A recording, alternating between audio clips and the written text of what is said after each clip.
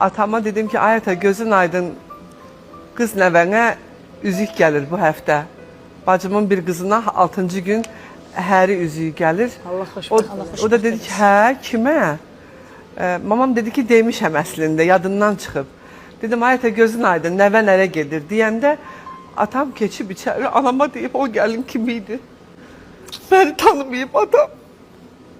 Atam beni tanımayıb. Allah şəfa versin. Allah şəfa versin. O kişi çox gözəl kişidir, həqiqətən. Onun Anam elə bir deyir ürəyi necə, var. anam deyir necə sənin qızındır da.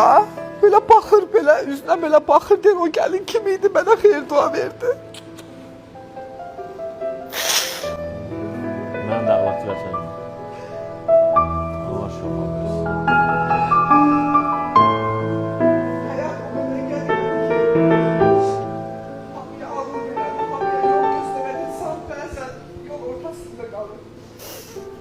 Ona görə deyirlər, əzəlin gəlincə axırın gəlsin.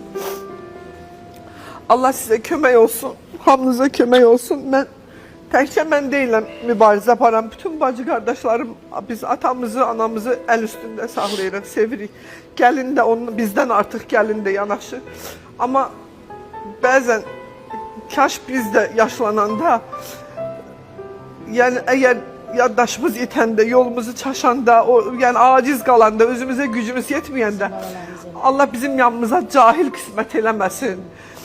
Yol bilməyən qismət eləməsin. Yol bilən qismət eləsin ki, adam doğrudan ortalıqda qalır, adam doğrudan aciz qalır. Allah heç kimi yiyəsiz eləməsin, heç kimi.